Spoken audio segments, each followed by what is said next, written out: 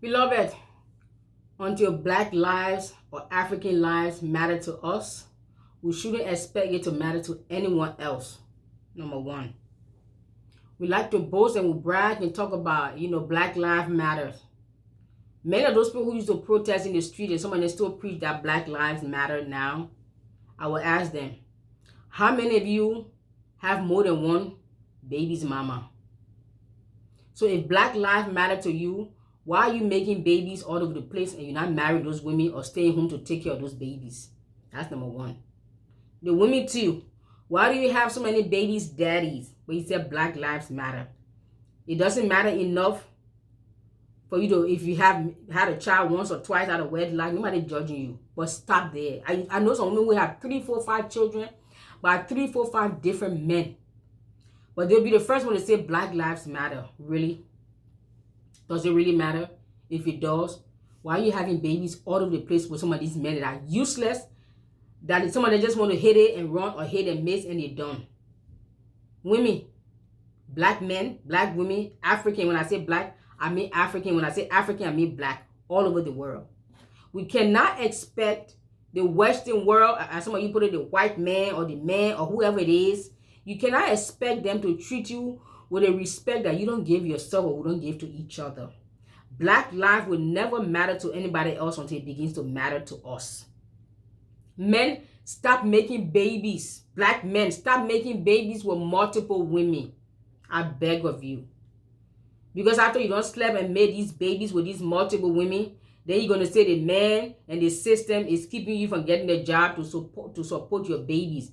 But the man and the system did not stop you from making those babies. We live in a culture, a Western culture, where you have money. Condoms, those things are even free. You go to a health clinic or something, you can get those birth control condoms. They give them out for free. You don't even have to pay for it. And we still don't use it. We make a whole lot of babies all over the place. Then we'll say that the man, I'm trying to get a job to take care of my family, and the men don't. But the men, they didn't stop you from making those families in the first place. We have to stop this. We, the African race, the Black race, we are some of the most hypocritical and delusional people all over the world. Blacks in Africa, I see the same story. Blacks in America, I see the same story. I was once upon a time, I'm awake, I'm not judging you. But we have to have some brutal, sincere, honest, and some brutal, sincere conversation with ourselves. My people, I'm begging you, I'm not judging you, I'm not condemning you. I was there. I'm not saying I'm 100% perfect either. But at least I'm waking up. Let's address some of the issues that needs to be addressed. Psychology 101 tells you that 50% of your problem is solved just by acknowledging there is a problem. Something I noticed in the Black race, whether in Africa or in America, they don't like to even acknowledge or admit that there is a problem. You can see how far we are away from solving the problem or getting a solution. We can't even acknowledge we have a problem. My people, let's wake up. So if Black lives really matters, men, young Black men, old Black men, middle-aged men, stop sleeping around and making babies with all these women and not taking care of the babies. Those babies' lives, if it doesn't matter to you, why should it matter to somebody else? Why should it matter to the government to take care of it? If those babies' lives you're making with those women, the women you're sleeping with, the babies you're making out of this relationship, if it doesn't matter to you, tell me why should it matter to somebody else who you call the white man or the system? Women, stop sleeping around and giving your goodies to men who don't really care. They just want to hit and miss or hit and run. And then when they find you pregnant, they don't left you. And then you got 2, 3 children by 2, 3 different men. And you are stuck to take them by yourself. So women, if your own lives matter to you, you will stop messing about and sleeping around. Yes, we all have made mistakes. But let's stop now. When do we stop? Baby number 5, baby number 6, mistake number 10. When do we stop? None of us are getting younger anymore. So I beg of you, our Black Lives Matter people, don't be a hypocrite. Before you can preach Black Lives Matter, look at your own life. The women that you have messed, the Black women that you have messed them up. Some of you have messed up Black women to the point they don't even want to deal with Black men.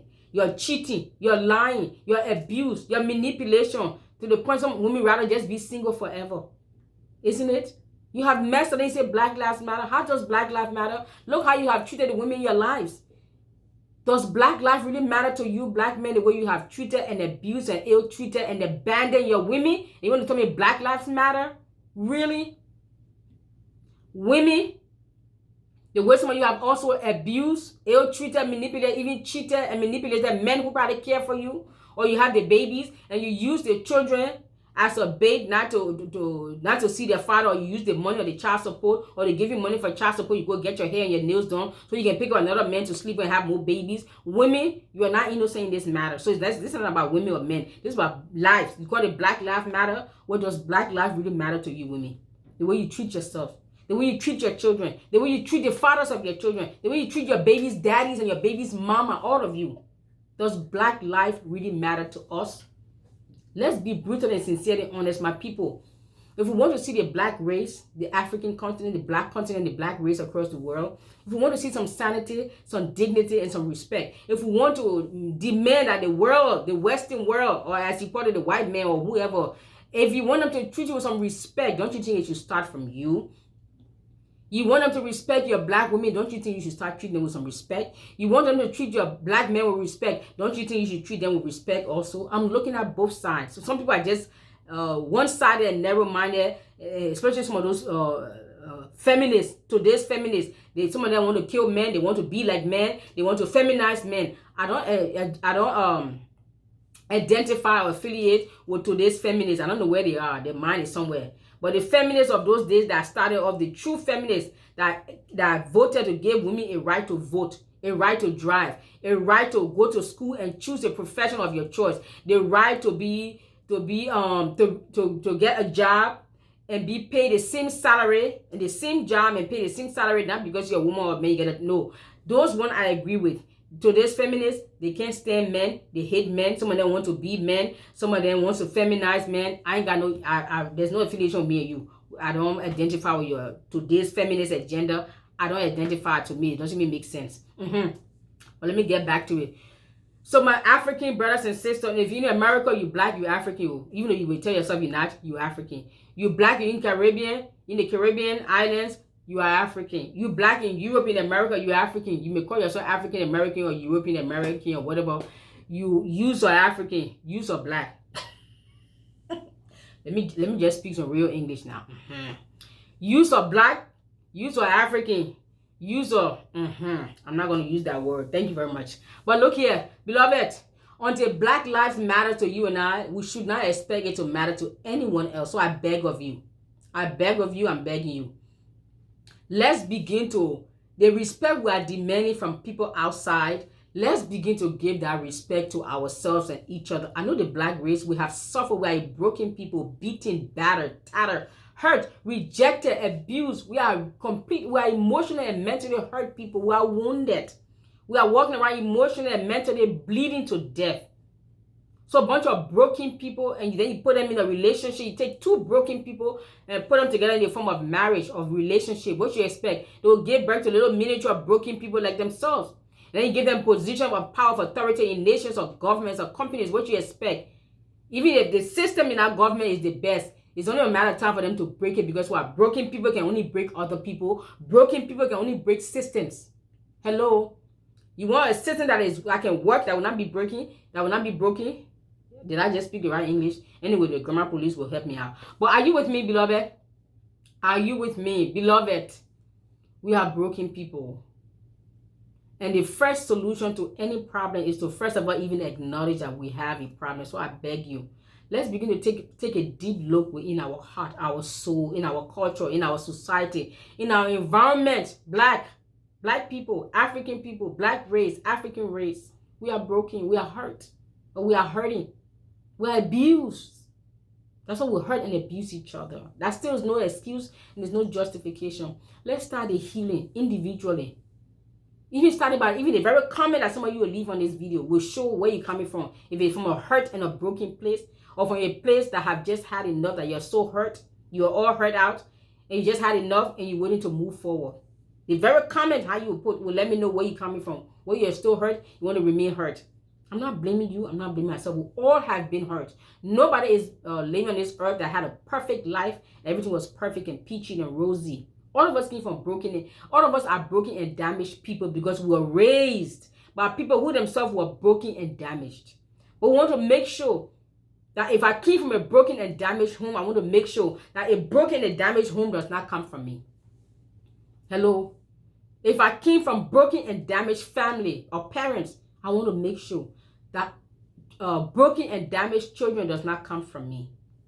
We can no longer continue to justify and excuse and explain things that way. Yes, we all have broken homes, but make sure that you don't have a broken home and you don't give birth to broken children that will give birth to a broken society, that will give birth to a broken culture and system and government.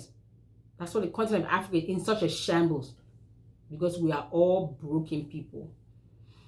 Now let's come together, beloved. I don't know what to do, but sometimes the first acknowledgement or the first step and the first solution to solving this problem is to even, first of all, even acknowledge that we have one and we need help. Psychology 101 even tells you that you have solved 50% of your problem just by even acknowledging there is one. So if we can't even acknowledge, if we're going to continue to point a finger and blame shift a colonial master and the white man and the system and my upbringing, granted, those may have played a part. But when are we going to grow up and take responsibility and say, yes, my life was this, my life was that, but now I'm an adult. I'm an awakening, because some of you blacks, you say you are awake. You are woke. I'm woke. I'm awakening. But being awakened doesn't mean you're going to point finger. If you're awakening, you have no business pointing finger to who put you to sleep for you to wake up in the first place. So if you're awake, you're a woke generation, or you're awakening, why are you pointing finger? Why are you blame shifting? Why can't you acknowledge the part that you play and then learn from the lessons you have learned and move forward and become a better person, so you too can begin to help others to awaken from their slumber, or help heal others.